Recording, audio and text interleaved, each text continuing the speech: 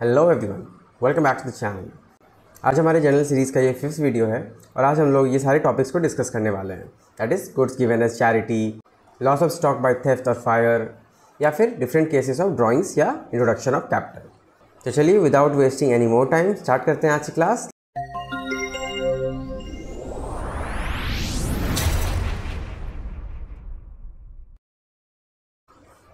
तो सबसे पहला टॉपिक है हमारा अभी के लिए गुड्स गिवन एज चैरिटी या फिर गुड्स गिवन इन डोनेशन। तो इसमें अलग क्या है जो इस एंट्री को हम लोग इतना अलग से पढ़ रहे हैं। तो समझने वाली बात यह है ना कि हम लोग किसी को अगर चैरिटी दे रहे हैं या किसी को डोनेशन में कुछ दे रहे हैं गुड्स, तो ऑब्वियसली हमारे बिजनेस के लिए वो एक एक्सपेंस ही है। तो as the nature of expense suggest कि increase in expense is always debited. तो गुड्स गिवन एज चैरिटी को हम लोग एज यूजुअल डेबिट तो करेंगे ही, नो डाउट। इसको हम लोग डेबिट किए भी हैं, लेकिन जो नोट करने वाली बात है वो ये कि यहाँ पे टू परचेज क्यों आ रहा है। तो जनरली अभी तक हमने क्या देखा था कि जब भी हम परचेज़ करते हैं, परचेज़ हमारे लिए एक्सपेंस है और हम लोग उसको डेबिट करते हैं। और इन केस अगर परचेज़ रिटर्न होता है या हम लोग कुछ खरीदे हुए सामान को लौटाते हैं तो वो परचेज़ रिटर्न हो जाता है। तो ऑब्वियसली नीचे जब भी आता था परचेज़ रिटर्न आता था, लेकिन यहाँ पे टू परचेज़ जो आप देख पा रहे हो ना, this is the reverse entry. Like हमने जो भी परचेज़ किया था अभी हम लोग उसी परचेज़ को रिवर्स कर रहे हैं, मतलब उसी परचेज़ से हम लोग कुछ चैरिटी कर रहे हैं या कुछ डोनेशन दे रहे हैं। तो अब ऐसा क्यों? क्योंकि जब हम कुछ चैरिटी कर रहे हैं या कोई डोनेशन दे रहे हैं तो ऐसा तो नहीं है कि हमारे उस गुड्स का वैल्यू घट जाता है या हमारा कोई लॉस हो जाता है, तो नथिंग लाइक दैट। तो ये बस जो हमारा गुड्स था उसका वैल्यू तो वही रह गया, लेकिन हम लोग उसको दे दिए इन चैरिटी या डोनेशन। तो बस गुड्स गिवन एज चैरिटी को हम लोग एक्सपेंस मान के डेबिट कर देते हैं और जो हमारा परचेज़ होता है एग्जिस्टिंग परचेज़ उसे हम लोग बस रिवर्स एंट्री पास कर देते हैं टू कैंसिल दैट परचेज़। तो यहाँ पे आप देख सकते हो लिखा भी है कि above goods are recorded at cost या फिर purchase price and not at selling price और मार्केट प्राइस। तो अब क्योंकि सेलिंग प्राइस या मार्केट प्राइस पे है नहीं तो प्रॉफिट लॉस का तो बात आएगा नहीं, कुछ सीधा सा बात है, जो परचेज़ है उसको हम लोग रिवर्स कर दिए। ओके, चलिए अब देखते हैं next entry. So the next entry is for loss of stock. तो अब लॉस ऑफ स्टॉक किसी भी तरह से हो सकता है, it can B bye either theft हो गया या कोई नेचुरल कैलामिटीज़ हो गया या फायर हो गया, एनीथिंग। तो अब लॉस ऑफ स्टॉक क्या है हमारे लिए? अगेन ये भी एक तरह का एक्सपेंस है, लॉस है। तो एक्सपेंस और लॉसेस को हम लोग डेबिट करते हैं, ये तो अभी तक हम लोग समझ ही गए हैं। और अगेन जो सामान हमारा बर्बाद हो रहा है या जो सामान हमारा डिस्ट्रॉय हो रहा है या चोरी हो रहा है, तो ऐसा तो नहीं है कि उसमें कुछ वैल्यू एडिशन हुआ या उसका कोई वैल्यू घट गया, something like that, nothing like that. तो क्या हो रहा है कि जो हम परचेज़ किए थे बस उसी का value, I mean cost price पे इटसेल्फ वो डैमेज हो रहा है, लॉस हो रहा है, चोरी हो रहा है। तो यहाँ पे भी हम लोग सेम कंसेप्ट अप्लाई करते हैं, दैट इज़ जितने का सामान डैमेज हुआ, लॉस हुआ, उसको हम लोग रिवर्स कर देते हैं फ्रॉम आवर स्टॉक, मतलब फ्रॉम द परचेज इटसेल्फ। तो वही चीज़ यहाँ पे भी आप देख सकते हो स्क्रीन पे कि loss of stock by theft का एंट्री क्या है, loss of stock by theft account DR to purchase. क्योंकि ये एक्सपेंस है तो increase in expense is debited और यहाँ पे परचेज क्रेडिट हुआ है as it is a reverse entry. उसके बाद फिर loss of stock by fire, again ये भी आपका एक्सपेंस है तो डेबिट हुआ, increase in expense debited, and ये परचेज एंट्री जो है टू परचेज ये आपका रिवर्स एंट्री है। तो इसमें एक फर्दर केस और राइज हो सकता है कि अगर जो गुड लॉस हो रहा है वो अगर इंश्योरेंस कंपनी कवर कर रही है, तो मतलब अगर वो गुड्स इंश्योर्ड है तो चलिए देख लेते हैं उसमें क्या होगा। तो सबसे पहले यहाँ पे क्या हो रहा है कि insurance company account DR, that is insurance company account DR to loss of stock by fire account. तो अब ये एंट्री हम लोग क्यों पास कर रहे हैं? So obviously insurance company debit हो रहा है क्योंकि यहाँ पे कंपनी ने क्लेम को एक्सेप्ट कर लिया।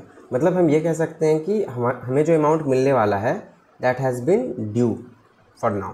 तो अब क्योंकि हम श्योर हो गए कि हमें मिलने वाला है तो ये एंट्री जो हम लोग पास कर रहे हैं ये कोई पैसा मिलने का एंट्री नहीं है, it's a due entry, like the money now we will definitely be getting. तो अब उसको हम लोग ड्यू कर रहे हैं। तो इसका एंट्री हो गया company account, insurance company account DR। क्यों? क्योंकि एक तरह का हमारा ये एसेट हो गया, एसेट इंक्रीज़ हो रहा है तो ऑब्वियसली डेबिट होगा।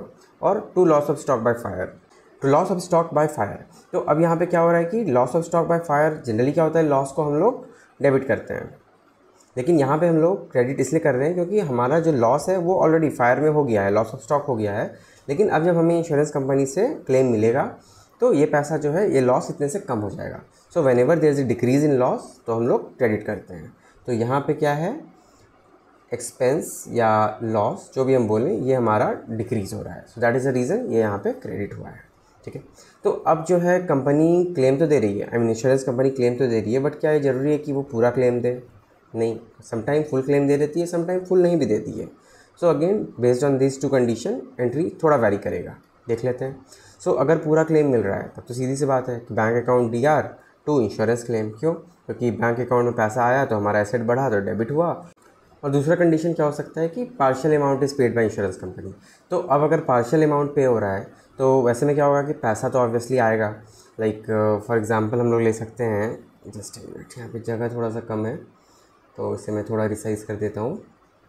ओके, तो अब यहाँ पे क्या हो जाएगा कि आपको for example bank means 1 lakh rupees का क्लेम हम एक्सपेक्ट कर रहे थे, ठीक है। बट कुछ इशू के कारण बैंक इंश्योरेंस कंपनी को लग रहा है कि वो 80,000 ही देगी। हाउएवर इंश्योरेंस कंपनी को लगता है कि हमारा क्लेम जो है सिर्फ 80,000 रुपीज़ का बनता है, ठीक है। तो 80,000 का क्लेम बनता है और हमने यहाँ पे क्या किया, लॉस ऑफ स्टॉक, लाइक पहले जब हमने ड्यू किया तो आप यहाँ पे देख सकते हो loss of stock by fire को हमने क्या किया था, मीन्स हमने सोचा था कि कंपनी कंपनसेट कर देगी, तो वैसे में हमने इसे क्रेडिट कर दिया था। तो अगेन हम लोग क्या करेंगे कि 20,000 तो अब नहीं आया, like we expected the claim to be 1 lakh, however we received only 80,000। So again ये 20,000 का जो डिफरेंस है ये यहाँ पे आपका डेबिट हो जाएगा और ऑब्वियसली लॉस फिर से हो गया। हम लोग मान रहे थे कि नहीं होगा, बट लॉस हो गया तो डेबिट हो जाएगा। तो आई होप आप लोगों का गुड्स गिवन एज चैरिटी या फिर आपका loss of stock by fire ये सब टॉपिक आपका क्लियर हो गया होगा। सो मेन चीज़ जो ध्यान देने का इसमें यह है कि यहाँ पे हमारा गुड्स या परचेज डिस्ट्रॉय हो रहा है, हाउएवर जो भी हो रहा है तो उसे हम रिवर्स करते हैं क्योंकि हमारा कॉस्ट प्राइस पे ही हो रहा है, ठीक है। तो चलिए अब आगे देखते हैं। So next topic for today is drawings and obviously introduction of capital. तो अब अगर ड्राइंग्स हो रहा है तो ड्राइंग क्या होता है, मनी और goods withdrawn bye owner for his personal use. तो जब पर्सनल यूज़ के लिए कोई भी ओनर अपने बिजनेस से पैसा विड्रॉ करता है, पैसा निकालता है, या गुड्स, लाइक आप देख सकते हैं दोनों चीज़ लिखा है, मनी और गुड्स, दोनों में से कुछ भी या दोनों जब भी विड्रॉ करता है for personal use, we call it as drawing, ठीक है। तो ड्राइंग अगर कैश में होता है तो सीधा सा एंट्री है। ड्राइंग क्या है, बिजनेस के लिए एक्सपेंस है और ड्राइंग करने पे क्या होता है, कैश बिजनेस का घट जाता है। So the entry will be drawing account DR to cash account. ये तो आई बिलीव सबका क्लियर होगा।